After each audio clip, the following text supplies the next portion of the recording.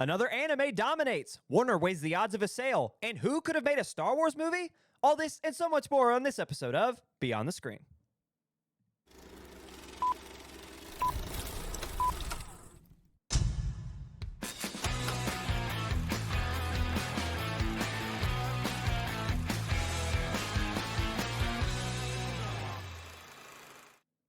Hello, everybody, and welcome to another exciting edition of Beyond the Screen. I'm your host, Ryan, and with me, as always, is Jake Holtzclaw. So, Jake, what up, man? What up, man? Well, I am now licensed. Not really. I took my motorcycle test over the weekend. 2-day course, 8 a.m. to 2 p.m. You really feel like crap afterward. You really just want to go home and take a nap because you've been on a motorcycle for 6 hours, basically. No lunch, all the way through. Basically, you get like 10-minute breaks after each session that take probably about 30 to 45 minutes each. And like you might be able to drink some water or eat a pack of peanuts that you have. But other than that, you're just out there grinding. And I passed. It was awesome. I recommend it for anybody, even if you don't ride a motorcycle, because it makes you very aware of what they can and cannot do. And believe it or not, motorcycles can't do a whole lot, especially at slow speeds. So Yeah. don't be that guy who cuts one off or doesn't see them. Always keep your head on a swivel. But it definitely brings like a new awareness and appreciation for giving those guys space. If you didn't already give the guy on something that's probably not even a fifth of the weight of your car some room to breathe, you should probably do that. But that's what I did this weekend. That's all I did this weekend. Ryan, what'd you do? PSA, don't tailgate a motorcycle. I feel like it's crazy that is something that has to be said, but it is something that has to be said. Don't tailgate a motorcycle. What did I do? I was in a wedding, not my own wedding. Yeah, I was a groomsman in a buddy of mine. We went to school together. I was a basketball manager at one point throughout high school and into college. It was a D1 team, and it was great. It was a fun experience. And those guys that I managed with, who I actually were roommates with at one point, we all got together for one of their weddings, and we were all in it, which was sick, and it was just fun. It was a fun experience. It's down in ye old Tennessee, so I got to go down into literally in the sticks. Like it was like there was nothing there, so it was just like driving around trying to find like everything. Like you're going to and from the Airbnb or to the venue. And other than that, there are like 3 restaurants. Like, but that is where we were. That was it. So that was fun. the experience of literally like a one stoplight town is what it really felt like. And so very, very tiny, but it was fun. It was a fun experience. It was a beautiful venue. Got a lot of good food. Got a lot of good experience. Got to hang out with the guys again. So always fun. And now we back. Grooming men. Yep, that's what we're doing. That's what they did. Dude, this guy had 10 groomsmen. He had a lot of friends. I love him to death. Oh, yeah, of course. Like he's such a good guy. But it was like 10. 10 was a lot. But no shade or anything. I don't think I know 10 people. I don't even know 10 individuals. No, but like not throwing shade at all. But it was just like when we got there, we were doing like on Friday, we were doing the walkthrough. And we looked back, we were like, man, there's a lot of people here. And I think one person turned and was like, yeah, there's like 2 not here. And we were like, huh? What? Like, why so many people? And there were 10 bridesmaids too. Like there were just so many people. But yeah, a 22-man counting bride and groom party. Wow. Yeah. Whoa. Yeah. Did you get audience number? No, but there weren't as many. Like there were probably in the audience, I'd say probably close to 50. I'd say there were probably a little over double what was in, which I know is crazy. It wasn't huge, but like there was just a big party. But again, good experience. I mean, it was nice. Got all dapper, tan suit with a green tie. We looking good, man. Okay. He's not into it. Bro said, nah. I don't know about tan suits. don't know. We looked good. I believe you looked good, Hey, thank you. Thank you. but I don't know about tan suit. That's all I'm saying. Anyway, So, before we get into our episode today, we always have a quick micro segment, and usually there are 3 of us. Today, there will not be. That micro segment is, as always, What Are We Drinking? In which me, Jake, and Emily, again, Emily's not here, hence why you see me looking down and pressing the button, so forgive me, as there will be a mistake every now and again as I try to read and push buttons. But Emily's not here, so we're going to do just me and Jake and What Are We Drinking? We don't have a drink for her this go around, so it's just us with I What bet Are it's We something Drinking? dumb like tea, Not ginger, what was it, like cinnamon tea? No, I Black- can't remember. No, Black Rifle coffee. she said it. No!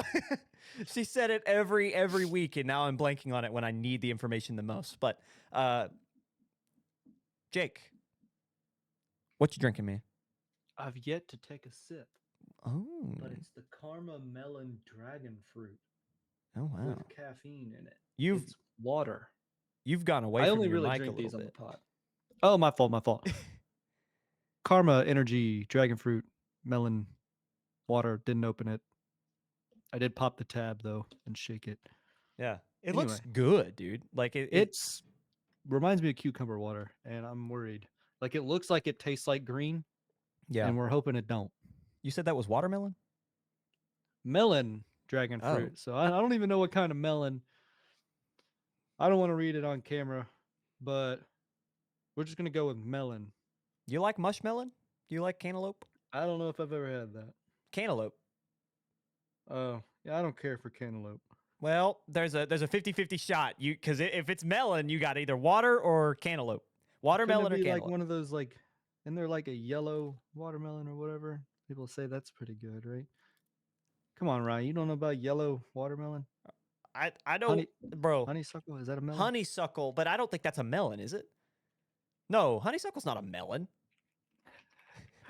Beyond the screen. What are we Everything talking you need about to know right about- No, that's a.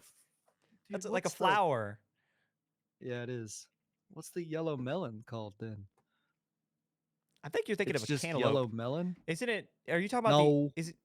Okay. it's a thing. I don't know. Put it in the comments. No. Comment down below if you know the yellow melon, because I do think you might be thinking of a cantaloupe, but that's okay. No, it's real. And people say it tastes better. All right. Honey melon? I believe you. I do believe you.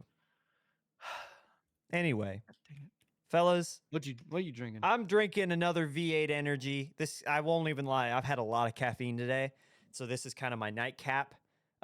It's again the pomegranate blueberry. It actually slaps. I've got 2 other flavors in there. One's like citrusy and the other's like a blueberry. So they're all delicious, and I'm very, very pleased. But tonight we're back with the regular V8s because they're good. Oh, Jake's about to take a drink. Pop It's that honeydew. I just found it. honeydew. Okay. Yeah. Pop that tab and let us know. It kind of looks like this color.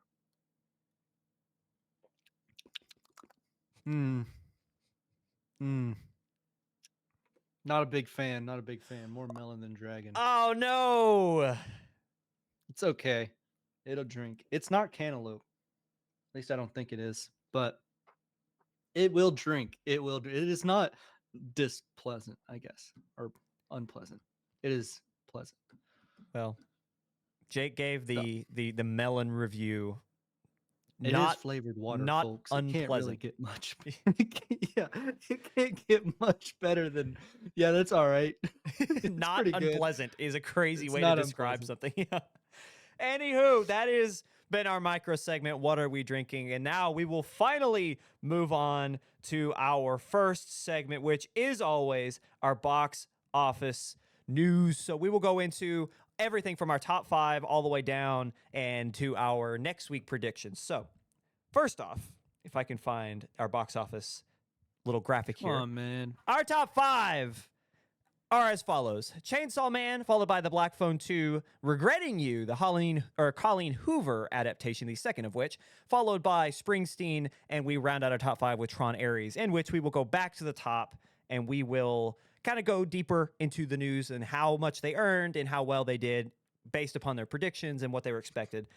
Before we do that, we're going to go over how we predicted going into this week. If you're a regular listener, you will know that usually me and Jake don't do very well with these. And this week is not an exception. So before we reveal exactly how we did, we'll go over what the predictions looked like. I predicted Black Phone 2 at 1, Springsteen at 2, Begonia at 3, Tron Ares at 4, and One Battle After Another at 5. And Jake predicted Springsteen at 1, Black Phone at 2, Chainsaw Man at 3, Begonia at 4, and Tron Ares at 5, of which I blanked. I got them all right. I went over, and Jake got 2 of them right. He got 2 of 5, so that makes Jake the winner of this week officially. Your boy is batting a solid 0, and Jake is about a 40%. He's shooting 40% from the field. I didn't think the love for Chainsaw Man was as high as it was.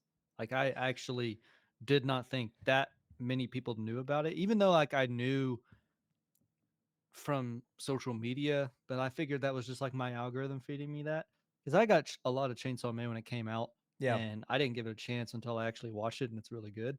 But I did not realize that it was up there with I mean, Demon Slayer made like way more, right? 132 million in domestically, and this one's only got 17. So not as liked, I guess, as Demon Slayer, but it is very new. Demon Slayer's been out for a few years. And then Chainsaw Man, this is, I want to say it's a 2023 or 22 concept. Let's take a deeper dive. New age anime. Let's take a deeper dive into those numbers. So we're going to start again. We'll go back to Chainsaw Man because that's where we're going to start. So Jake gave away the number officially. So 17.52 million is a winner. Estimated. And this is something that we talked about. Yes, still estimated. This is something that we talked about last week was we saw Demon Slayer blow up. We saw Jujutsu Kaisen, right? JJK, how in a 3-day midweek run, it still made good numbers. We were discussing this. That was why we both had it in our top 5, but Jake was very high on it. No, actually, I think I dropped it from my top 5 because I didn't know if I could trust it. Jake had it at 3, and you were so on the money with that. If only you would have had it at 1, because that would have been a crazy pull. But how about this? Not only did it earn 17.5, it's an R-rated anime from distributors Sony and Crunchyroll. And it didn't just win. It dominated. Yeah. It's I hate to say this, folks, on live television, it's a tad sexual, so it is not for those who do not want that. So if that makes sense, it's a little raunchy, I guess is how you'd put it. So blood, gore, innuendos, perhaps even tobacco use. Perhaps, maybe. All that might have been, no, it didn't help it per se, but the film surged past its $10 million projection, right? Projected to open at 10, which would have still put it near the top. However, it would not have finished anywhere near number 1. Dominates, going over 17.5 million. It's already grossed 108 million globally. Now, that's across, obviously, the entire world, specifically in Japan, where it is absolutely killing. Keep this in mind. The film's budget was 4.1 million, and it's already earned 108. Not only has it just absolutely been printing money for not only distributors, but its producer, the film pulled in an A from Cinema Score from audiences and a 99% audience score everywhere else. The film also has a 100% on the tomato meter with 28 reviews from critics. So this film is killing it. I'm kind of surprised that everyone is loving it this much, not because it's anime, but because it's like usually there's someone out there that's like, actually, nobody's doing that right now. Everyone is loving Chainsaw Man. Something else interesting to note from the Daily's newsletter, which if you're a fan of film and entertainment, that sort of thing, I highly suggest you subscribe because they have a lot of really fun stories. 43% of the overall domestic gross in America for Chainsaw Man came from IMAX screens, of which, Jake, the film commanded 361 IMAX screens, which is a number usually saved for the highest of Hollywood blockbusters. So distributors bought hard. Theaters bought hard on the anime craze. It's here to stay, man. It's here. It hasn't. It hasn't. Yeah. It's not something that's coming down the line. It's not something that has been here. It is. It's now. It is arrived. So Yeah. big win And for I Crunchyroll and Sony. I would point out that in other countries it debuted in September, Mm. and we got it like very late. Like and so we're late October. They were like mid September when they got it. The opening in Japan only got 8.4 million. That's We crazy. doubled it in the states in its opening, and so it's only grossed 43 million in Japan. And I mean that's a big number to be grossing, and with a budget of 4 is insane. Mm-hmm. But we're already at 17. We're like not halfway, but we're pretty darn close for with 1 week in. Yeah. This thing could also make another 40. Yeah. Could. Uh, I think it'll hit 30 by the end of its run, no doubt. Oh, in the States for Um, sure. so this is a win. I mean, this is 100% a win for an IP that was done in 2022. I did find that out. So it was 2022, and I mean, it's no Demon Slayer numbers, but I mean, it's still fairly new. I just think people need to give it a try, Yeah. and they'll like the character, unless they're, like I said, not into the raunchy side of it. But there is story there. Yeah. And that's, I think, what people are realizing is like animes have depth and a story that like you can resonate with, I guess. And they're only getting better. Yeah. So I think too, like especially in America, is like think about our generation. We grew up with like Avatar, The Last Airbender, which yeah. has a very similar style. Like I think like other major cartoons that kind of had a similar. They weren't anime per se, but they had a similar dramatic feel. So like the original Teen Titans. I mean, Right. something a little bit more on the silly side was like Ben 10. So it's like this generation especially grew up loving characters like that. Dragon Ball Z is an anime, right? Yeah. Hugely popular amongst our generation. And now you have it not only to where those audiences want to go out and see those in theaters, but you have production companies who are handing them out, and not just like handing them Yeah. out, but they're perfect, like to the fan base that they're projecting to. Like people love these films, so it's interesting to see throughout how the generations have changed. I would say probably young millennials probably like this too, but I would say this is probably powered not entirely, but in large part due to Gen Z. Yeah. I would say so. And I mean, even when we were growing up through high school and middle school, I mean, anime was kind of generally frowned upon. Like Yeah, it was not mainstream. It was something that we were like kind of like, dude, cartoons? yeah. Come on. Come on. Well, I'm also watching think Hawaii 5-0 yeah, or whatever. Ocean's 11, right? No, Yeah. but Grow up. I'm sitting, yeah, I'm sitting here thinking like other shows too. It's like Pokemon, right? Yeah. Another one it's not the same, and this one's more niche, but like Digimon or like some iterations of Sonic. Like these Yeah. were things that were wildly popular. So yeah, I'm not surprised. Total Drama Island. Duh. Yeah, but no. We'll go ahead and move on down the list. We'll go through the last 4 of our top 5, and then we will get into our predictions.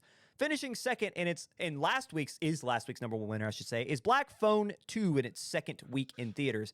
The film earned $13 million over the weekend, boosting its totals to $49.1 million domestically and $80.4 million globally. Well, this is a 52% drop in ticket sales, which isn't that abnormal, but it's definitely something that is like some films, it's troubling.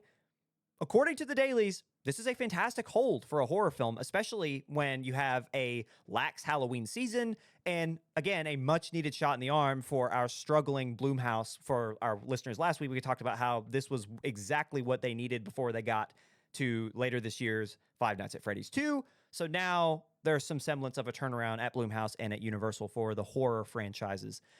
Finishing third is the Colleen Hoover adaptation, Regretting You.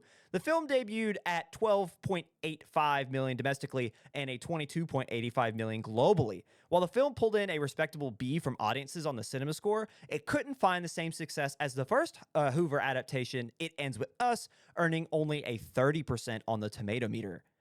Finishing fourth is Disney's newest biopic, Springsteen Deliver Me From Nowhere. Not able to find an audience with the youth, Springsteen pulls in $9.1 million domestically in its opening weekend and $16.1 million globally. This is a film that looks to hit big in Oscar season, so maybe these numbers aren't necessarily that important, but also it does kind of raised some flags that didn't do very well.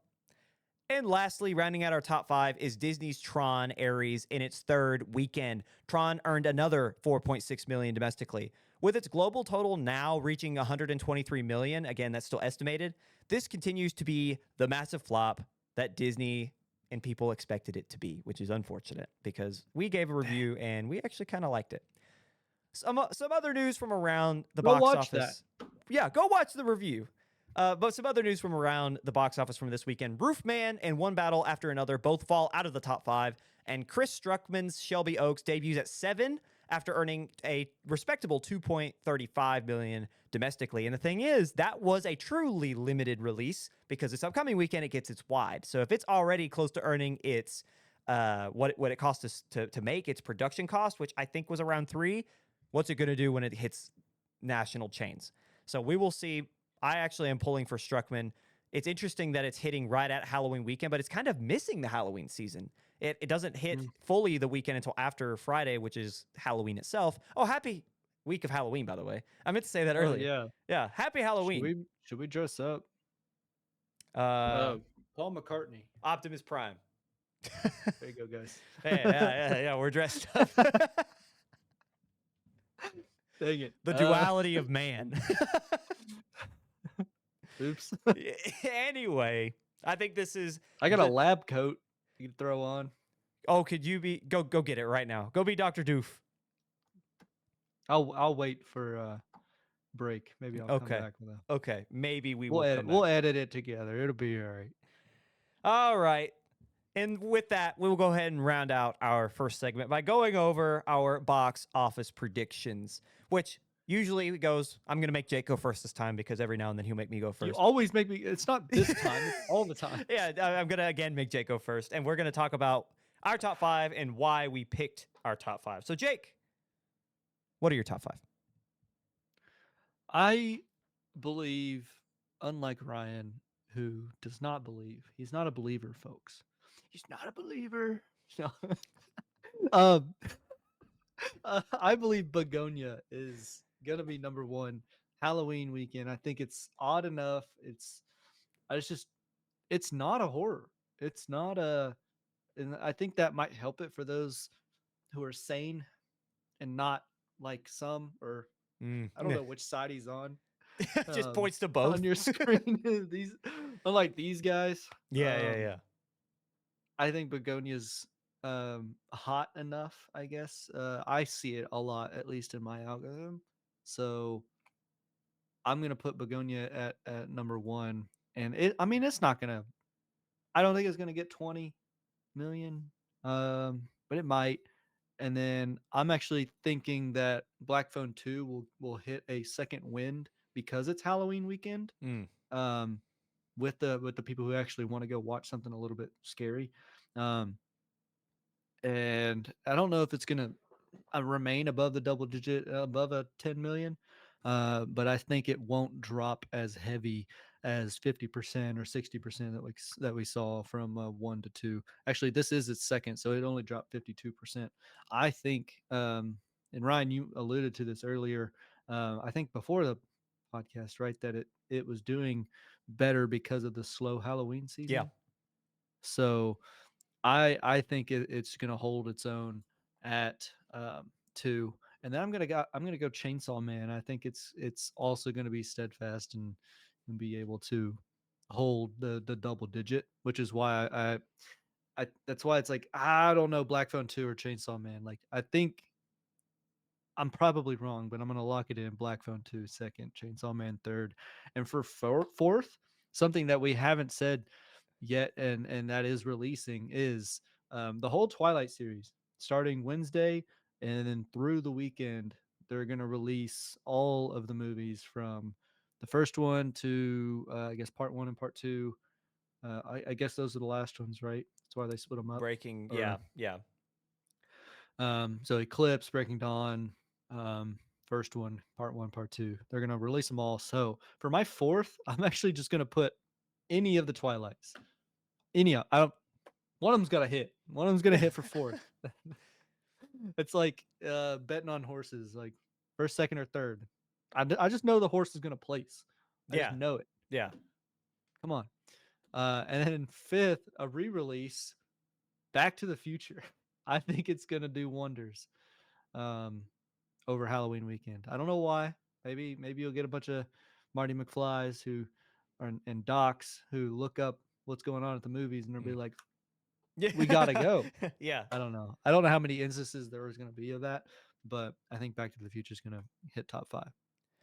It's interesting you talk about some of these films that you've seen in terms of their marketing because I haven't. So going to Begonia, I haven't seen a lot since we started talking about it. So in the last few weeks, I stopped seeing Begonia promotional material.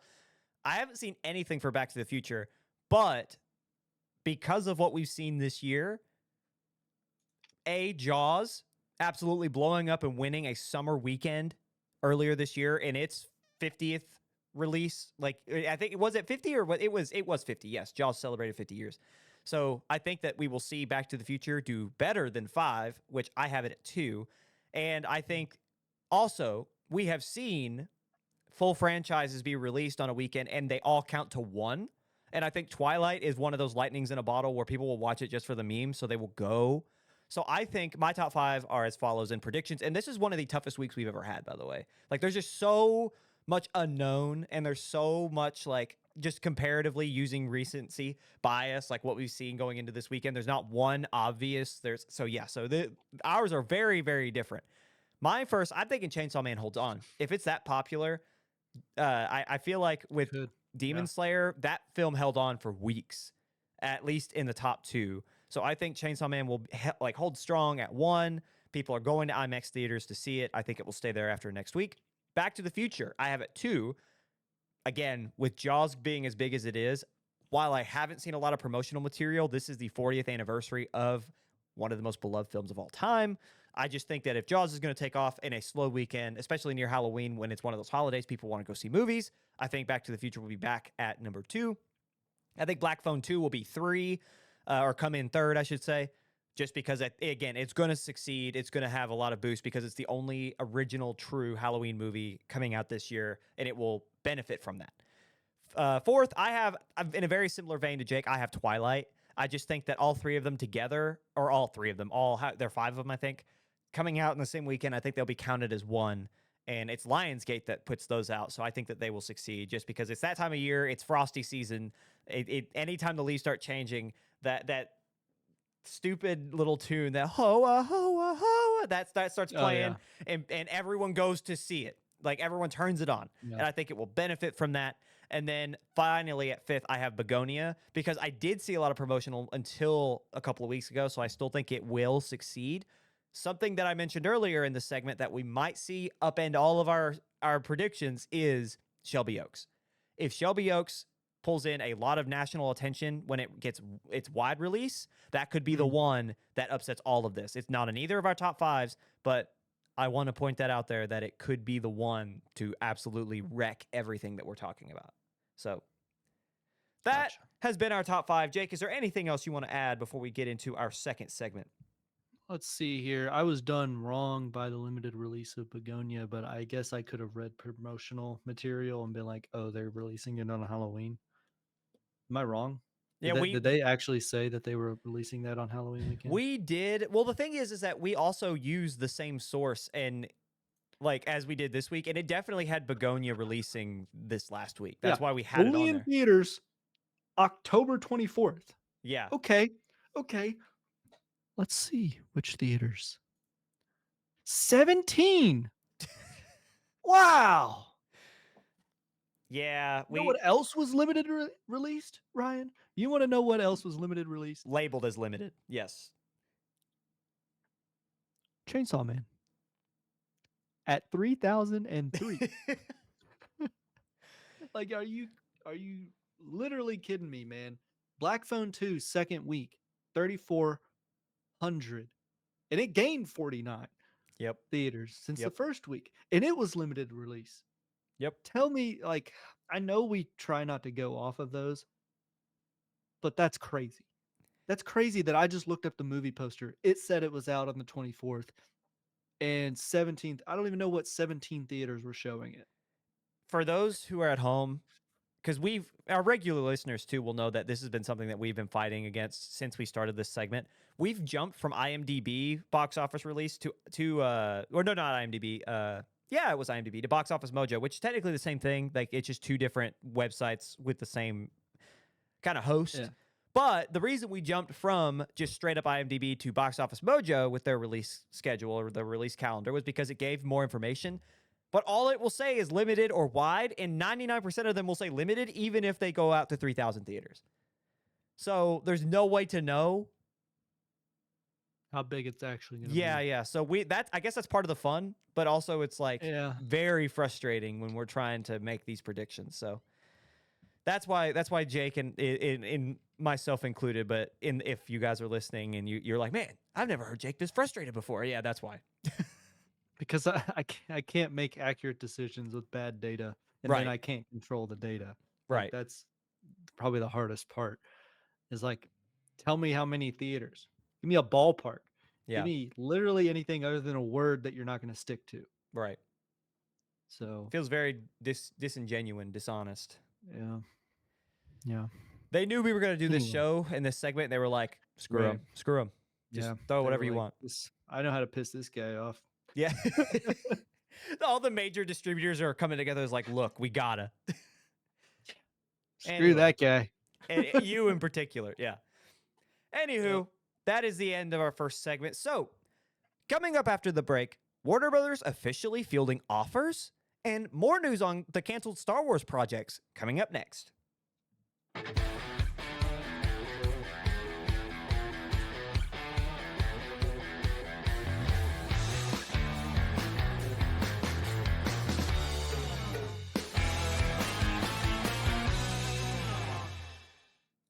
Hello, everybody, and welcome back. I was supposed to get that lab coat. To be on the screen. You can go get it while I'm reading. In honor of Halloween, do you want to go get that lab coat? No. Be Dr. Doofenshmirtz? It's all right. No, I don't want to open my door. You're gonna see the clothes on the floor in my laundry room. Patty the platypus. You don't want to be all doof himself. Anywho, no, I don't want to be a doof. Don't want to be a doof. Sorry, folks. I built you up, and I got to take you down. Man, how can they ever trust us again? With this next segment, Warner Brothers officially for sale. I mean, after the third offer from, I think it's 2. We'll get into that. Let's get into the. I'll read the information real quick, and then we'll go over this. This past week, the Warner Brothers Discovery Board of Directors announced in an official statement that they have, quote, initiated a review of strategic alternatives to maximize shareholder value after receiving what they are calling, quote, unsolicited interest from potential buyers, which is a lot of words to say very simply, we're going to look to see how much money we can make from a buyer. That is what they said. So don't let the big words fool you. They are just saying they're interested in maybe being bought. The statement will go on to describe, quote, the Warner Brothers Discovery Board will evaluate a broad range of strategic options, which will include continuing to advance the company's planned separation to completion by mid-2026, a transaction for the entire company, or separate transactions for its Warner Brothers and or Discovery Global businesses, which again is a lot of words just to say, we'll see if we get an offer that's great for all of what we have now or for half of us. Because they're still going forward with the split from Discovery until they are bought either as a whole or as the split that they are going to do. Warner Bros. Discovery CEO David Zaslav would also speak in the press release, describing the need to position Warner Bros. To succeed in the ever-changing landscape that is modern-day media, and to describe that it's, quote, no surprise that the significant value of our portfolio is receiving increased recognition by others in the market. Long story short, after being sent offers including billions of dollars at a time when stock in the company is the highest it's been in years, in light of the fantastic year the production house has had in the box office in 2025, the company is internally deciding if a sale is worth their time. And it's just simple economics, right? You had a great year, and you're saying our stock's the highest it's ever been. Let's see how much we could go for. Is essentially what they're doing internally, right? Jake, you seem like you have something to say. I feel like you'd make money, ride it out. I don't know. Like, I guess there is both ways of thinking. It's like, man, I totally would. My car's running better than it ever has. I should sell it. Yeah, right. I don't something's bad's gonna happen. I don't know. Like something I I don't don't feel know. Something confident. I like don't feel I confident. feel like there are two trains of thought there. And I'm no businessman. Like maybe if the company's doing really good, that's why you would sell. But I Yeah. do raise an eyebrow. It's like, why wouldn't you want to continue? I don't know. I feel like you oh yeah, we had one really good year. I give up. Yeah. Keep these thoughts in mind because I think these are great. These are great points to be made. But let's finish the statement. Later. Yeah, yeah. The statement ends by emphasizing that the company has no timetable for a sale if there is to be one, and that for the time being, the separation of Warner and Discovery is still pressing on, and that quote here can be no assurance that this process will result in the company pursuing a transaction or other outcome, end quote, and that they will not be speaking on this in the immediate future. So again, they used a lot of really like a lot of lingo that's just like annoying. Like they didn't just outright say what they wanted to say, but in layman's terms, hey, there's no promise we're going to sell. We have no timetable. We're not talking about this again. Is what they said. And in redneck terms, it's a guy with a really nice older Camaro who puts it on Facebook Marketplace and saying, just putting this out there to see what I could get for it. Yes. And then Yes. he's not going to sell it to you, regardless of what you offer. Well, not say not, but who knows, right? Like it's just like it Yeah. anyway. This announcement comes directly after the company rejected the second offer in as many days by Paramount, Skydance, and the backing Ellison family. The second offer included $24 a share, which was up from the original offer of $20 a share, which, again, long story short, that is billions and billions of dollars between the two offers that Warner Brothers turned down. A lot has been said regarding any potential purchase when it comes to Paramount of Warner Brothers, and a slew of heavy hitters are rumored to be in the mix for the merger and acquisition.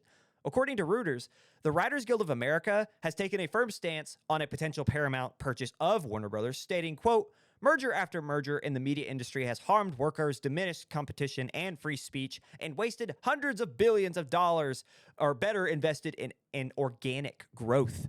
The email to Bloomberg, which was where this statement came from, which is Reuters is pulling from the Guild, continued by outlining how this merger would be a, quote, disaster for writers, for consumers, and for competition.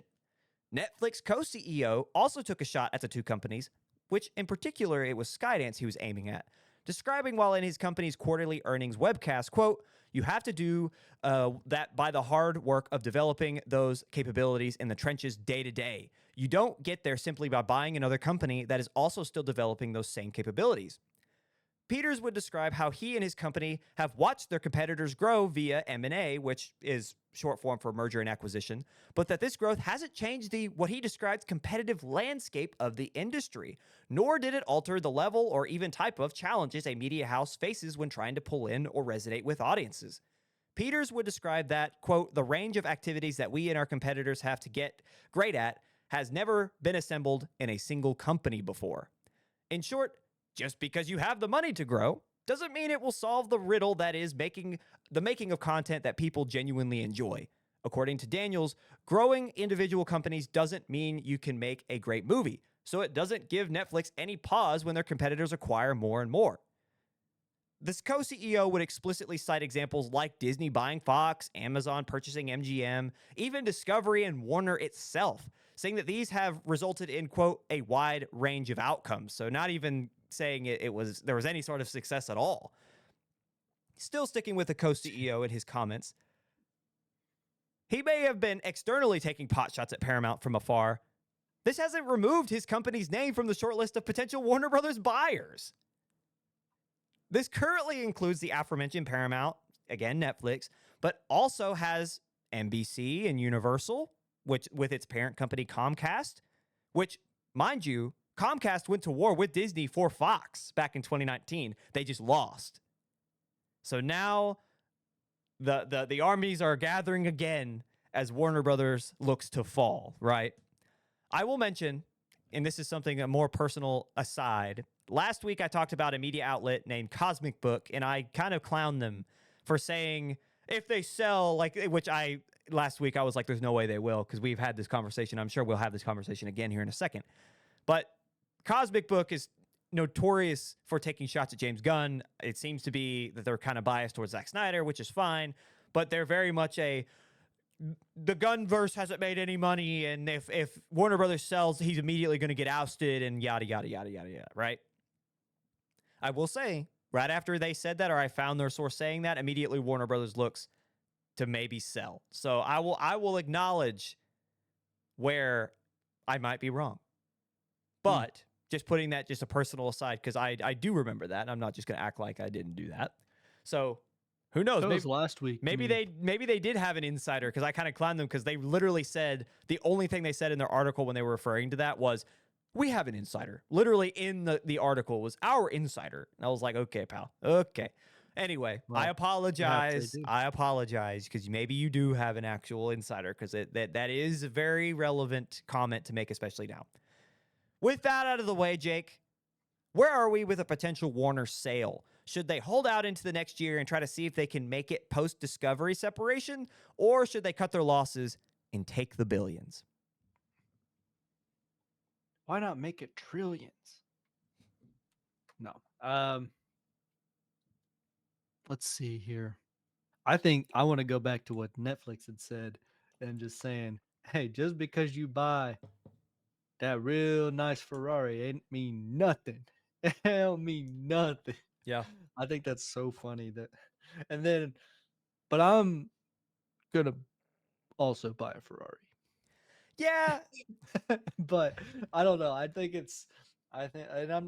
am attributing Warner Bros to a Ferrari, but that's because they have such a stellar year this year. They might get downgraded next year, but I don't really know. That's why I kind of said, should you hold out? I don't know what the Discovery separation is going to do for them, but yeah, it could potentially, skyrocket right for one and kill the other. And but can you justify the price tag once you lose both?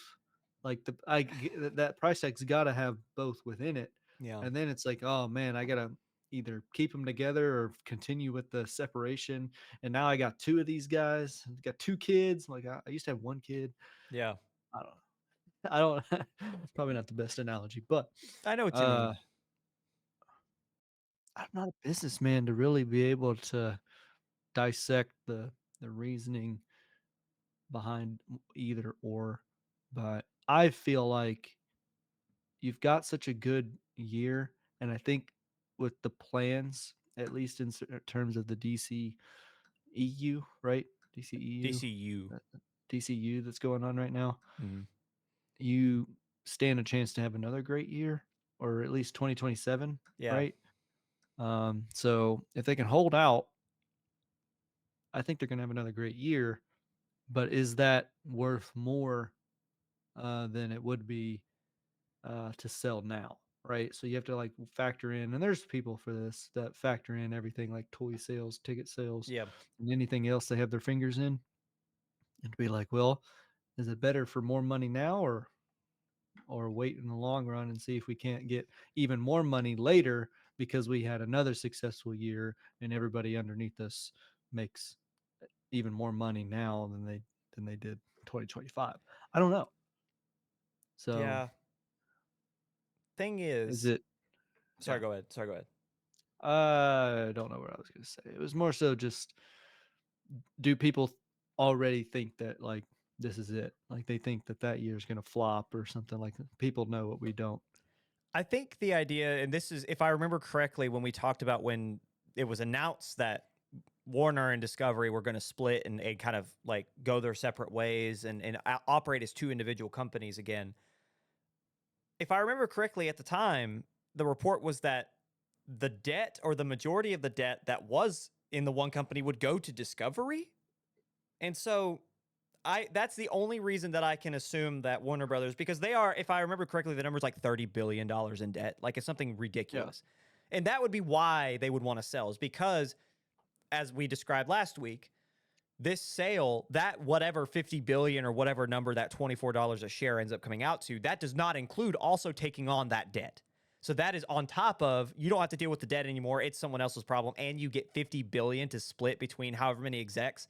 So like that is like life-changing generational wealth that we're talking about here. And I just think that the board of directors, I do think at some point, if you are making this much of a change, maybe it is worth your while just to see.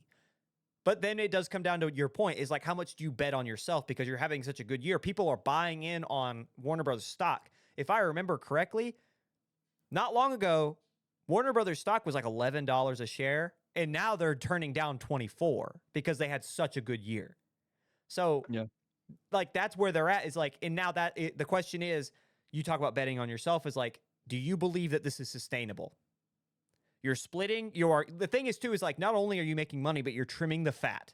You're cutting off what you feel like doesn't work. You're optimizing yourself for what you feel like has made you money, which is HBO Max, which is your film, which is what it done, right? They made $4 billion this year. They're the first production house in 2025 to cross that mark. They are probably going to end the year as the highest grossing production house in America, right?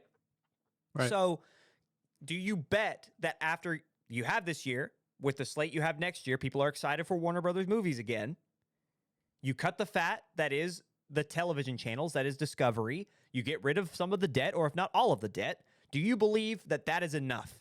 Because if you don't think that you could keep some semblance of success strung together, then maybe it is worth a sale. I don't know. I feel like with the DCU, I feel like you've got sort of a show horse that you could ride for a while. At least for the next couple of years while people are looking. Because one thing that sells more than anything is potential. And if right now, if the DCU has anything, it's potential. So until 2028, I would argue, you have good potential. And you could still make money off that. But it's got to show at some point. Do you believe that you can show? Do you believe you can show up? Because if the answer is no, we're probably going to see a sale. We could get very political about this sale with Skydance, but we're not because I'm more interested in Netflix. There's a lot of people who are freaking out about federal government involvement with the sale because it would have to clear FCC guidelines, which we've talked about extensively on the show before. And who's backing Paramount is the Ellisons, who the Ellisons are friends with our president. But I feel like that's kind of blown out of proportion a little bit, or like that's what everyone's talking about when we could be talking about one of the best returner, like the best comeback stories in all of Hollywood is Warner Brothers turning things around. So I want to focus on that. Specifically, changing gears, or I guess going back gears, I love what Greg Peters was saying with Netflix. I hope that this is just like, oh, Netflix could be involved because they have the capital to make that kind of purchase. But I hope they stick to their guns because the thought of, yeah, we're good enough to make our own original content. I don't care what my competitors are doing. They can buy up as much as they want. That doesn't change the fact that we make good content and they haven't figured it out yet. Which, I mean, I don't care for a lot of the Netflix stuff, but I thought it was a crazy thing to say. Isn't it rebel? Isn't that just so like I don't personally feel like that he can back it up as much, but I do think it's a crazy quote. Well, think about, the successes. Like, think about just the shows riddled off that you can think of, Netflix Stranger originals. Things. Well, Stranger Things, I'm thinking Squid Game, all of the documentaries. And I know, I'm missing some But just the by movies, though? K-pop Demon Hunters, The Irishman, I did not see The Irishman. Oscar nominee. These are films that were Netflix originals. You've But got not Oscar winner. Pinocchio. Guillermo del Toro's Pinocchio did win Best Animation. That was a Netflix original. They have what it takes. It's just that they don't hit as often as you probably would think, but they hit fairly frequently. K-pop Demon Hunters will probably win Best Animation this upcoming March. So who would be up for that? Great. Oh well, Leica's new film, if that releases before March, they're the company that did Coraline. They did Paranorman. They have a few others I'm blanking of in this moment, but yeah. Now that I look at it, you're probably right. I don't see many others in here that are. It's going to be good enough K-pop Demon Hunters. So my thing is, again, it's just so, I think it's so rebel that Netflix is like, you know what? I could care less. Like, we've got our plans. They can do whatever they want. it's not going to make a difference because we can make good stuff. And thing is, Paramount hasn't figured it out yet. Skydance makes some good stuff, but they've never run the show before, and Paramount has struggled. That's the entire reason it sold. Warner Brothers, if it sells, why did Warner Brothers sell? Because until this year, they struggled. It's interesting to see Universal, specifically NBC, but like Comcast, Universal, and all that, they're all kind of all together. Watching them try to grow in this landscape. There's a lot of interesting stuff. Any final thoughts? Zootopia 2 could win Best Animation. Do we think Zootopia 2 will have more of a fever that K-pop brought? Do we think that? I can't say. I think Zootopia 2 is still going to be big, but it's going to be big, and it's going to be it will be. I don't know if it's an Oscar winner. No, I think you'll have it might be your second, it might come runner up, but I don't think it's going to be an Oscar winner. I think K-pop Demon Hunters is by far and away, even now and not even November. Yeah. Anywho, we're going to go ahead and move on to our second story of our second segment, which is Adam Driver and Soderbergh speak out in a canceled David Fincher Star Wars project. If things couldn't get worse, it's hard being a fan of anything. It's like, why do they suck so bad? Quoted. It's hard being a fan of anything. In case you missed it, or in case you missed the news from this past week, or are potentially not a fan of Star Wars, which is fine, but you probably still saw this anyway. It was revealed that Ocean's 11 Presents director Steven Soderbergh had been working with Adam Driver and writers on a follow-up to 2019's The Rise of Skywalker with a little film titled The Hunt for Ben Solo. This project contained a script that Driver called, quote, one of the best or coolest effing scripts I had ever been a part of, which that's from Deadline. Following a similar reaction from Lucasfilm, which, again, hey, this is a great script, let's do it. Upon reading the pen project, all that was left was for Disney to give the film the go-ahead. Lucasfilm was like, yes. Kathleen Kennedy was like, yes. Adam Driver was on board. He was there. Steven Soderbergh's a great director. Everyone was there. Until Disney CEO Bob Iger and fellow executives read the script. Because they just could not accept how Ben Solo could have survived the final acts of The Rise of Skywalker. I saw one guy who said they couldn't comprehend with their pea-sized brains how Ben Solo could have somehow come back, is how he quoted. Somehow returned, I think actually is the word for word. Somehow returned. Somehow Ben Solo has returned. Yeah. Could not comprehend it with pea-sized brains, was his direct quote. So I know this was under Lucas. Do we forget Darth Maul? Right. Somehow returned. Somehow as well. Long story short, they pulled the plug. Taking to his Blue Sky account, which this is Soderbergh, he finally shared his perspective on the latest news rocking the Star Wars fandom, stating, quote, in the aftermath of the Hunt for Ben Solo situation, I asked Kathleen Kennedy if Lucasfilm had ever turned in a finished movie script for Greenlight to Disney and had it rejected. She said no. This was the first. Soderbergh has been open about his disdain, his disliking for having to keep the project quiet for so long, and he also described how sad he was that fans won't get the chance to see it because, as IGN points out, as Lucasfilm sees it, the project is dead. The project is done as of right now. According to insiders, nobody is looking forward to this, or is looking like it has positive feedback if this story will ever be told. The backlash has been swift, which includes online discourse, the chartering of a plane with a banner reading, quote, save the hunt for Ben Solo, that was then flown over Disney's Burbank studio, and a change.org petition that has, as of the article that we pulled this from, which was, again, IGN, it reached 3,700 signatures, and I'm sure it's well above that now. Adam Driver, for his part, I should say, has always been open to returning as Kylo Ren or Ben Solo. If the project came with, quote, a great director and a great story, I'd be there in a second, says Adam Driver, according to IGN. just when things couldn't get worse for Star Wars fans, and especially their perception of Disney's ownership of Star Wars, the second shoe dropped.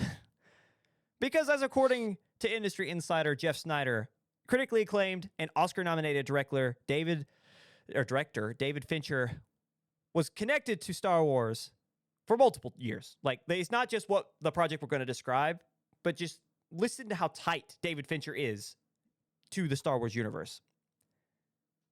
While nothing in regard to story has been mentioned yet, Fincher has a long history with the franchise, as according to CBR, the director worked on The Return of the Jedi back in 1983 as a camera operator before he made his wealth and everything from Seven to Zodiac to Gone Girl, Girl with the Dragon Tattoo. He started on Star Wars. He was tied and was actually asked to direct The Force Awakens and The Rise of Skywalker before they both went to J.J. Abrams. And he was also tied to a project. This is the exact one we're talking about here. He was tied to a project post 2019's The Rise of Skywalker. He was giving away all sorts of leadership. He was like, I don't care about budget. I don't care about production. Disney, you make the call. I just want final edit. I just want to be the one to make the call on the cut. And Disney said no. And that's why it fell through. So we could have had, in the span of years, like a couple of years following The Rise of Skywalker, we could have had a Soderbergh film that would have seen more story told about Ben Solo and maybe wrapped up his story and give him more of a redemption. And then we could have seen right now we have no idea what the story would have been, but maybe a further depiction and depth to the universe past Rey's experience in the Skywalker saga ending with a David Fincher Star Wars film. But Disney said no. To reiterate, Ryan, what did you say? What's your quote? It's hard being a fan of anything. Yeah. Yeah. And I'll follow up with, I think they're allergic to money. I don't think. I know for a fact. It's written. It is in stone, written. Like, you cannot tell me otherwise. Yeah. Crazy. So, once again, I don't like Disney. Yeah. I mean, of course. It's just like you have these amazing creators who are bringing in the talent you already have established, who want to continue playing the characters that people love. Because while they might not like the story, they love Adam Driver. They love Kylo Ren. They love Ben Solo. People want to see this. The same guy that I was quoting earlier said that Ben Solo or Kylo Ren was one of the only, if not the only, fleshed out characters that actually made sense and somebody could watch. Yeah. Now, he might be more of a film critic than most, but he loves Star Wars. He's constantly like kind of making fun of characters. But he had actually been he was the actual one with depth. He was the only one with depth. Yes. He was the only one who had a reason for everything he did. Yes. Kylo Ren was the only reason that trilogy was worth watching. Yeah. But what about... He died! He died, guys. He's dead. We've never brought a character back before. He's dead. Never. No, we've never done it. We won't do it. We will not do it. I mean, I don't know how to say anything without it being like just something that's been overstated at this point. Right. But it's like you have these amazing creators who are coming up to you and asking to make films that people want to see in a universe that you are struggling to connect to your audience after you bought it. And you're telling people no. I have seen some people say that they think that Disney and Soderbergh and Driver, that this is actually a ploy, that they wanted to see if people would be interested in more Ben Solo. So they did like a fake leak to see if they said, oh yeah, we canceled that, to see how people would respond, to see if people wanted it. So now they might pull a what was that film called? Or Coyote versus Acme, where they actually did cancel that, but now that it's coming out under Catch-Up Entertainment, people are going to go see it, right? Maybe they took some semblance of that and wanted to manufacture something similar to where they're like, oh yeah, that's what people, there's a theory about that. People are theorizing that Disney's trying to drum up hype for a potential project. They want Adam Driver to come back, and they like Steven Soderbergh's script, but they're trying to see if they can't manufacture and just say, yeah, we canceled that. What do you guys think? And then now that people are freaking out, they're thinking that we will see it. I don't know. My thing is, You're not that smart. see, well, that, but also, this is so in character for Disney. Like that, if this was something that was like, oh, that sucks, why would they do that? They usually, like, even if it's not like they make good decisions, they're just super middle of the road. It'd be like, why would they do that? Like, they're fine. Like, no one would have this visceral of a reaction. The reason this is so visceral is because they do this constantly. Yeah. Oh, man. I don't know. Sorry for the dead air, folks. I don't like Disney. They don't think they make good decisions. Jake is so and when- flabbergasted that he's actually kind of when they- speechless. When they make decisions, they're the wrong ones, I feel like. And they're still Disney. Yeah, that theme park's really the crutch. I don't know. I don't know if that's. I know they make money like from the kids movies and things like that, and they do have successes. It's just like, jeez, dude, you really just out here to. I don't know what they're out here to do. It feels like they could make so much money elsewhere, and then they don't. We talked about this last week, and this is why I brought this back, especially after all the information, not just with Soderbergh, but with Fincher. They don't know how to use Star Wars. They never have known. They don't have a plan. Just keep throwing people at it. They The wrong pray. people. They pray. Yeah. The one success that they will have, it's going to be, I hope that there's a lesson learned from this, and this will be the last thing we say before we move into our final segment. They gave Sean Levy, Ryan Gosling, and that movie's going to be a banger. That movie's going to hit. I hope because of the whole Top Gun and Yes. F1.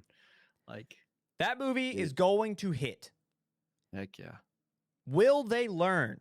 Will they see this backlash against both of what we're talking about, Soderbergh and Fincher not being able to make the movies that people are excited about? Then all of a sudden, right after that, another director that people love does get to make his film with an actor they love. Will they say, oh, you know what? Maybe we should listen to the audience. Will they do that? Well, I'm kind of starved on Gosling right now. I haven't seen our Gosling come out in a while, in a bit. Right? The last one being was that the Stuntman? Yeah, I think that has been his last one. It's Stuntman or whatever. Fall Guy. Yeah, the Fall Guy. Or Fall Guy. And yeah, then it yeah. was Barbie. Bro's been. That's the last time we saw Bro took a break. Gosling. The So, Goss. he is in something pre-production called Tough Guys. He's filming Star Wars right now, and there's a post-production project Hail Mary. Oh, I think we've yeah. heard of, Oh, right? yeah. Okay, I forgot. Yeah, we did miss one. It's Project Hail Mary. No, that was yeah. we he's a definitely teacher. did. Yeah. He's a teacher that they're sending to space. It's a so that's in post. kid's version of Interstellar is what that looks like. Like that. Yes, we definitely have talked about that. It's been a minute. I'm shocked that's not closer to release. Yeah, it's been a while since we Yeah. showed that trailer. But that might not have been the first or the full official trailer. That was probably a teaser, but I'm actually super excited for that one. That's next year, folks. So much Gosling. Not really. I'm gonna Jake's over here going through active withdrawals, itching. waiting for itching, dude. Ryan Gosling to return to his screen. It's like if it ain't him, what's Jake Gyllenhaal doing?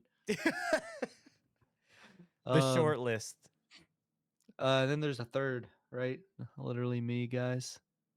Isn't or Dude, Gyllenhaal's got 11 upcoming actor roles. huh? 11. He's got 11 What? Pre-production, script, development, He booked unknown, for the next pre-production, decade?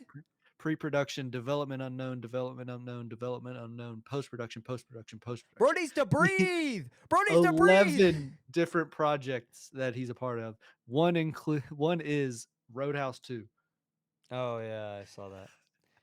So, Anyway, we got off yeah. topic. We're gonna go ahead and end our segment. But yeah, please, Disney, do just give it to somebody else at this point. Cast Gyllenhaal and Gosling. And everything.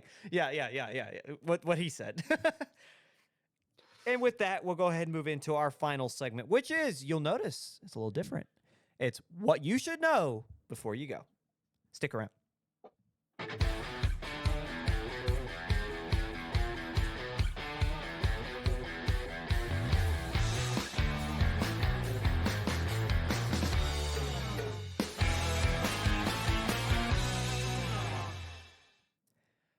Hello, everybody, and welcome back to Beyond the Screen. You've made it to segment 3, which is different. No trailers. They're gone. Oh, Yes. no. JK. My precious trailers. Yeah. No, we did some digging around in our ye old analytics, and it was Jake. Give him the full credit because this was completely his idea. And I'm very Watch thankful. it flop. Very thankful. He said he opened his mouth. Jake pointed out that almost 40% of our people find us because they're looking for trailer reactions. So Yep. we decided that we were going to give it to you streamlined. So starting it's not going to be every week. It's going to be as often as we can do it because we're both busy men.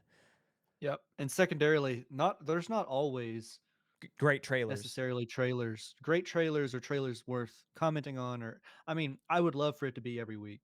Right.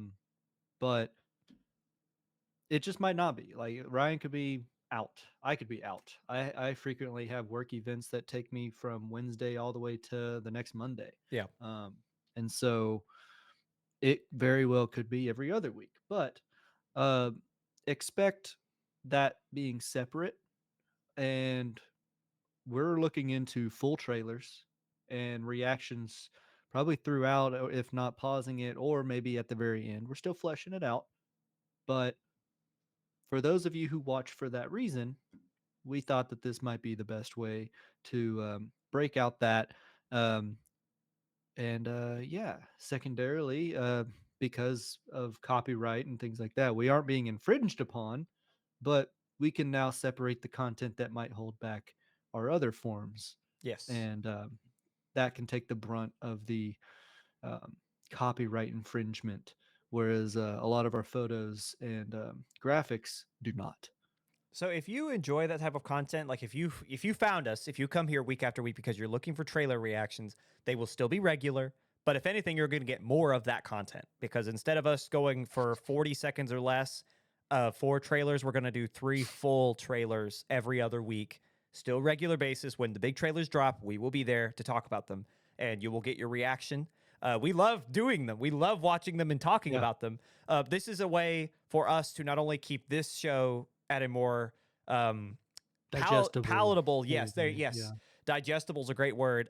Make it a more digestible experience for our current viewers, but also it allows for us to not only expand our content, but serve the part of our population that really likes the one segment or part of a segment in our last little bit of our show that's 2 hours long. So come by every week and see what we got going on. We will try to hit you every other week. And again, it will be regular, but this is a fleshed out idea. So thank you for your patience and thank you for sticking with us because we're excited to venture out and to continue expanding and evolving beyond the screen, the show. I think a lot of really fun stuff is ahead and it's only the start of something great. We're also coming up in the next handful of weeks, our year anniversary. Yeah. Season November.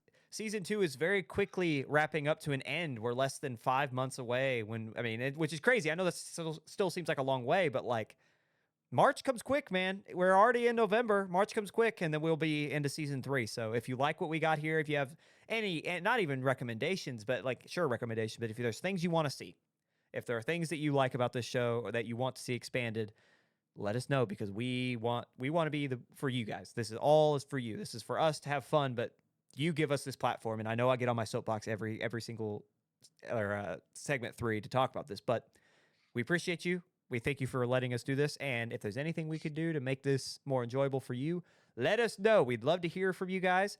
And with that, Jake, who they telling this week?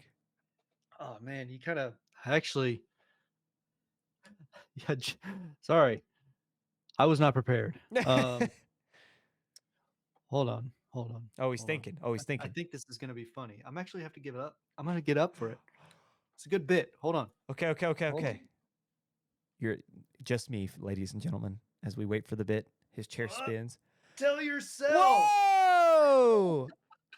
He pulled out the Yeah, all mirror. from the keyboard. He's got a whole standing wall Kind of mirror. broke the fourth wall there, Yeah, literally. bro. He's got a whole standing mirror and everything.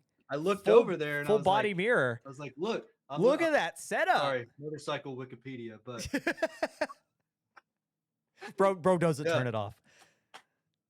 so No bit. tell yourself, but tell your other personalities. I mean, like we can go deeper into this. Like, what is it? You know that meme Guy- where it's the WikiHow style of animation where he's like pointing in the mirror and he's like got that grimacing face and he's like, that's what you Yep. got to do to yourself. You got to get up close with that mirror and you got to say, what's beyond the screen? That's what you got to Well, do. I mean, some people might forget week over week, right? And so you just have to like, I have to go back and watch the review. Yeah. You know. So you This can is tell what, yourself that. yeah. So make sure you watch the review because if you do, this is going to be how we will feel. Or like, there you go. This is how we'll feel. This we will give you Kinda a like, round of kinda applause. like split. The main character in there had 23 distinct personalities. So tell all Yeah. other 22. If you could get them all in a room, I know all 23 of your personalities will be busy, but like Yeah. get them all in a room, give them a phone call, or figure out however you reach your other personalities and let them know about being on the screen. Play 23 different forms of media. Turn it on the TV, turn it on the laptop, turn it on the phone, put it in your headphones. Like all 22 Pull out your forms. iPod, Yep, all of them, all the of them, 8 and then track, play the them all at cassette once tape, the vinyl for record. all of your Yeah. personalities to listen to. Anyway, that's a great jumping off point because it is time, ladies and gentlemen, for what you should know before you go. Stick around for trailers. They will be back and their own episode, more fleshed out. But with that, we get to jump into what you should know before you go. Our quick hits. Starting with this past week, audiences got an official first look at the boy star Anthony Starr's transformation into artist Andy Warhol for upcoming biopic Samo Lives. I'm sorry, I meant to look that up, but I cannot remember exactly how. And I'm probably even mispronouncing the first word. It's probably Samo, but Samo Lives. Moving on. Yellowstone creator Taylor Sheridan leaves Paramount for NBC Universal in a shocking move. This reportedly comes after growing tensions between Sheridan and Paramount's new owner, Skydance. Both Austin Butler and Michael B. Jordan are in talks to star in Joseph Kosinski's Miami Vice remake. Margot Robbie is reportedly in talks to star in the upcoming Britney Spears biopic and is rumored to be tied to the upcoming remake of American Psycho. Jack Black has officially been submitted by Warner Brothers to the Academy for Best Actor after his portrayal in a Minecraft movie. Johnny Depp has been cast as Ebenezer Scrooge in Ty West's film titled Ebenezer, A Christmas Carol for Paramount. There are now 2 A Christmas Carol adaptations taking place, as Robert Eggers and Willem Dafoe are also creating their own for Warner Brothers. And, mind you, this is Johnny Depp's first casting since you know what. So keep that in mind. Since his bed was massacred. Yes. And lastly, the DCU's Batman the Brave and the Bold is still happening, with director Andy Muschietti saying he can talk about it in a couple of months. So, Jake, I know what you want to start with. I know exactly what you want to start with. So lead us in with the piece of news. If you know what I know, that you know what I know, why don't you? I don't really know what you're talking. He's excited for Andy Warhol's biopic. I'm excited for a lot of these, but yeah, I think after so Anthony Starr has thrust himself into the limelight through the TV show that is The Boys as Homelander. He is generally a hot topic of conversation at all times in pop culture and has been memed to death. I mean, there's rarely a comment section that I look into where it's not like his character reacting or like the exhale with his big puffed cheeks. Yeah. Like I saw an interview where he was talking about that. It was hilarious. But so it will be interesting to see him kind of switch gears. I'm not sure. And Ryan, you looked it up before the podcast started. Andy Warhol, I always got the feeling that he was like not a good person, but I don't know why everybody, or I generalize everybody. Like I've got that inkling, but really the only time that I've ever actually ran across, other than like Campbell's soup art, Yep. uh, was Men in Black when they claimed he was an alien in the I think that was the time travel one. Yes, that was the three. I think Um, the last one. and so there, I believe you alluded to some controversies, but I don't know if there were ever any founded or proved if ones. if you can imagine a guy as polarizing as Andy Warhol, who was a visual artist, so he was a painter and a photographer. He has a lot of accusations and lawsuits. So I just googled it, and I'm not doing any deeper. It literally is just it is the AI overview. I'm sorry, but the sources are so Quora and I'm not even gonna lie, Reputable. it's Reddit. So take these with a grain of salt, but apparently his controversies include accusations of exploiting others. So for his art, particularly those in his inner circle at what is labeled as the factory, which Jake was explaining that was like his gallery or Cult what? like Yes, meetup group. yes, Basically in Men in Black when they see him, it was just at the gal giant or floor at the of a factory. factory. Yeah, Yeah. It was a factory that was the whole floor was just like photography booths, painting booths. People were like lounging, smoking marijuana, yeah, things like that nature. It was just a hangout spot of just nefarious acts yeah, and and art. yeah, art. And his other controversies include legal battles over copyright infringement for using other people's photographs in his work, and the debate around his mass produced art and its challenge to the concept of originality and artistic value. So he's just a very polarizing figure. He wasn't, I think it probably comes down to it. He wasn't a great guy, and he was just kind of very eccentric. And so people started to Yeah. wonder, and he probably did do a little bit of this because there's probably some truth in it, other than the fact that people just didn't like him. He probably stole some people's work and used it in his own and appropriated it and didn't give credit. So Yeah. that's kind of, and that's probably where I'd imagine the biopic is going. Is it's probably going to describe and go over his rise to fame and the controversies that follow. But the reason that Jake was so excited for this is because we actually have some imagery of Anthony Oh, Starr. it's because I played a part in gathering the imagery. Yes, yes, yes. Jake was right before we Oh, started recording. Jake was like, we got to show this." So well, yeah. for our visual watchers, and please, if you're on Spotify, don't crash. Like, get to where you're going and go back and listen. But here's Anthony Starr. Here's the image. A couple of them. Look at this transformation. Yeah. There's one That's more, crazy. and it will show. Look at that. He became him. Yeah. Nuts. Crazy. Crazy. But I mean, and so if they don't tell the story um fully, or like they bring him out to be a more positive light, or if they don't show controversy or conflict, I guess I think that they'll be wasting Antony, right? Yeah. I feel like that he's got the chops in that serious role of the boys and his others. Like, this is a guy that a lot of people may not have remembered or even known about until he became Homelander. But he was in Banshee. He was in let's see what else. The Covenant. I mean, he was in a lot of other. I think it was like, what is it, Xenon or He Xena, Warrior he's Princess. he's older than what people think too. He's in his 50s.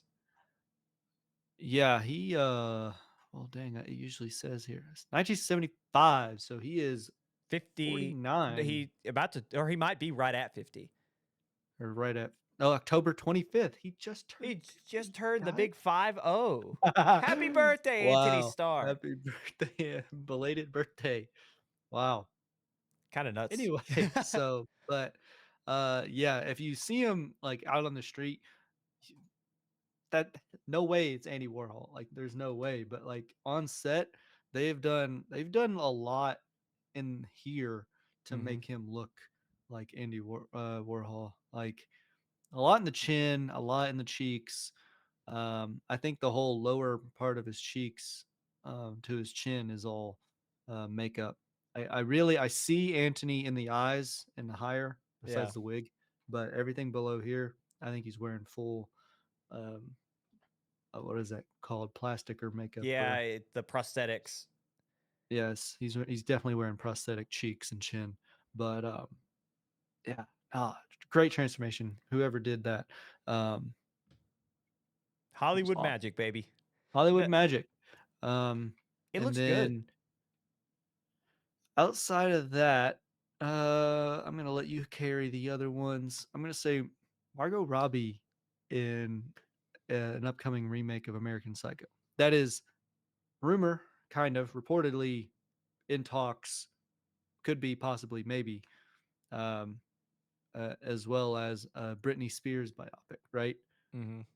So both Margot Robbie doing some work. And two things that I think will do well. Um, Springsteen kind of pissed me off, I guess, in a way that I thought it was going to do better. So Britney Spears kind of makes me wonder.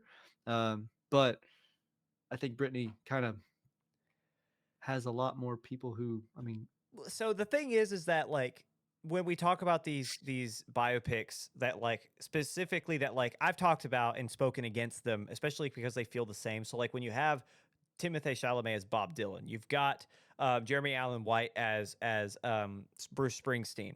The thing is that while these guys definitely had challenges, were they ever controversial? Not really. They were all like their whole story. Yes, their story is all obviously like it's the rise to fame, most of the time meteoric rise to fame. Even Elvis, really, like the way that they were able to overcome their personal problems is amazing, and it's fun to see it on screen. But they're all really the same because you don't see a lot of that, like other than copy, rinse, repeat. The same, like, oh, I fell in love with this girl who may or may not be famous, and that's tough, right? Like, oh, we're famous, and now we're trying to have a relationship. Oh, I had a bad childhood. Like all of them were the same. Like they all like not that they all are the same. They all have lived very unique lives, but like the way that they're portrayed on screen feels very similar. They all have like they're all shot the same too, with the exception of Elvis. Elvis was very eccentric, but you get the idea, right? The thing about Britney Spears is she has a lot that she has overcome in her life. yeah. She more so than the average celebrity. So I really feel like that one is going to be so interesting. When I think of Margot Robbie in a role similar to this, I think of I, Tonya. Yeah. She has that range to portray anything similar to that. And as long as Britney Spears is on board with it, because that like that's the thing, is that like that is everyone knows when they think Britney Spears, they all get the same image, and it's her with her head shaved, right? Like that is we are watching someone go through a mental breakdown. And that I just don't think that's okay to exploit if they're not okay with that story being told. I'm sure that she is, especially with the things she's been through. If it's not, I won't watch it. But Mhm. hopefully that was something that she's a part of. Hopefully she's even a producer so that the accuracy is there. However, anyway, back to the point. If that's all true and that's all cool and everything's kosher with it, Margot Robbie in that type of role, she has that range, dude. And I Yeah. She could I do it. would love, like I think that would be very intriguing. Just in that vein. And I need to see more from American Psycho, but Margot Robbie would be I think she'd be very intriguing in that as well because again, she's got the Oh, yeah. range to do it. I definitely think so. I'm trying to find if Britney Spears is producing anything right now. TV, movie, TV special, TV series, TV movie, TV special, TV special, As TV long special as video. long as she Nope. approved it, that's okay. I would hope that she'd be producing it so that she could help tell her story. But as long as she approved it, I'm okay. Yeah, I'm not seeing anything actually in the works right now for Britney Spears. Then I mean, this is all still rumor, so this might be something that you like the earliest pre-production you can get. But anyway, going around the other news from around Hollywood, I think Taylor Sheridan is a bigger story than what's being told. I know that it is getting a lot of traction, but it's not getting as much traction as it probably should. This is a guy who's made, I mean, Yellowstone. Think about what that series has done for Paramount. When Paramount is struggling, Yellowstone is succeeding. All of the spinoffs, the 1923s and the, what is it, 1889? Is that the other one? All of these spinoffs, all these shows that are Yeah. super successful, you're pulling in guys like Kevin Costner and Harrison Ford. That guy just left because he could not get along with the new owners. This is the first time we've seen an exodus and kind of like, I don't want to call it a failure because we don't know what went on behind the scenes on that, but this is the first kind of controversy, or not even, maybe controversy is a strong word, but this is with this new ownership. They teamed with Legendary. They pulled over the Duffer Brothers. Like, they've had a lot of successful stuff. And this is the first time we've seen someone of high caliber say, I don't want to work with them. I did not get along with them. So Which this guy seems like red-blooded American cowboy kind of deal. So yeah, that's definitely what I'm he trying to portrays. he portrays that. So I'm trying to get him into a demographic and put him into a box here, and just to try and see what they might have disagreed on. I just Well, what was his, I don't know the biography of Taylor Sheridan, but like, did he grow up that way, or is that like, you know what I'm saying? Like, is he a maybe cowboy not. by heart? Let's see. I'm not seeing anything with.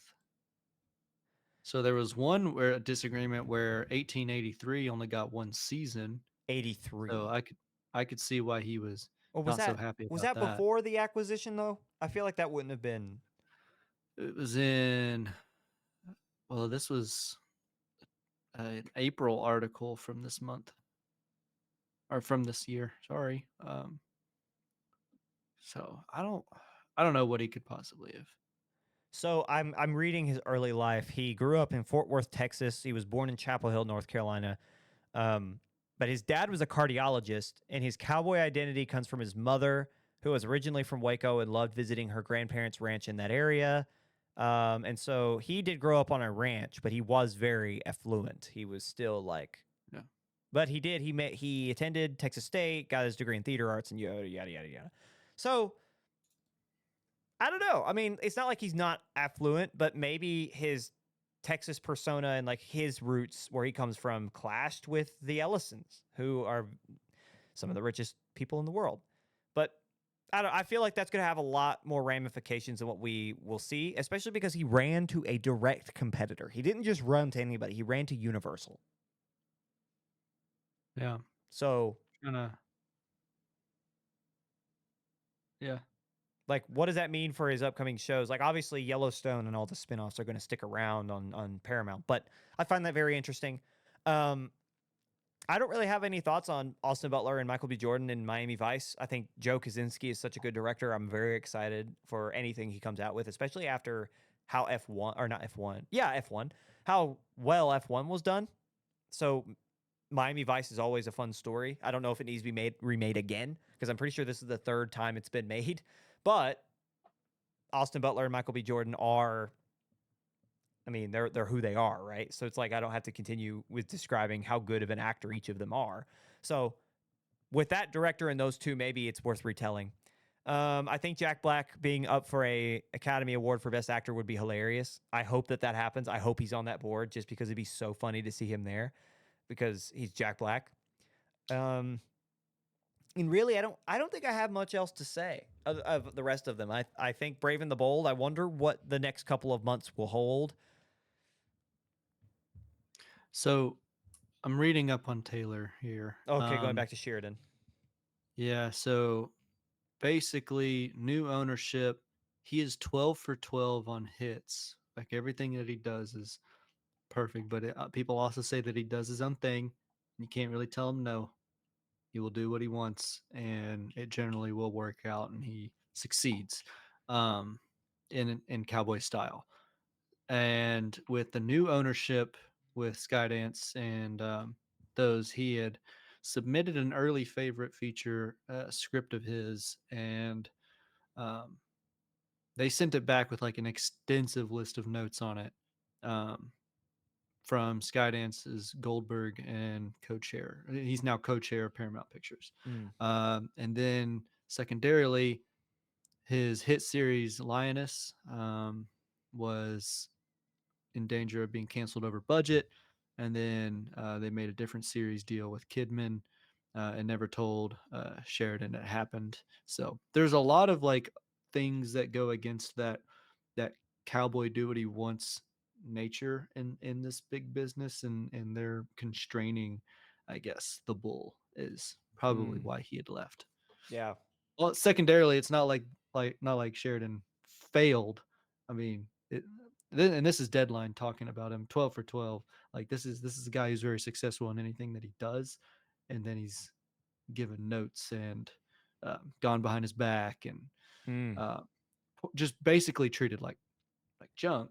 And that's all happened since what, August, September, whenever the deal went through. That's all with Skydance, right? And this article came out today, Oh, that's crazy. Yeah. just about how he was won and then lost by Paramount. So Hmm. yeah. Anyway, but that kind of details like just the treatment, I guess, that Taylor felt. Whether or not it was mistreatment by anybody's opinion, it was just that's how Taylor felt. So he skedaddled. He left. Now it is, like you had said, fun that he went to the direct competitor. Yeah. But anyway, there's a little insight into that. Choose your battle or choose your side. Um, I mean, one of them seems to be grounded and founded in his choice. I don't know the other side though. I don't know what that script said. I don't know why the decision was made. It's just from what I know, I wouldn't be too happy either. Yeah. And on that note, ladies and gentlemen, that'll be the end of our show. Any final thoughts you want to leave the people with? Let's see here. I drank this before the show, so I couldn't show it, but Freddy's root beer. I won't even. Very good. About halfway as you were raising that bottle, in my head, I internally went, no, because I thought it looked like just alcohol. It's like, please don't do that. But no, but it's root beer. It's root beer. No. YouTube. It's root. I It's am root not beer. under the influence. YouTube. It's root yet. beer. It's root beer. It's root beer. Root beer. Look. Root beer. Anyway, it's there. And that, ladies and gentlemen, is our show. Thank you so much for watching. Thank you for hanging out and sticking with us while we stumbled and bumbled our way through. Emily will be back next week, so regularly scheduled, and be on the lookout for a new series of content with our trailer episode. So we'll see you later.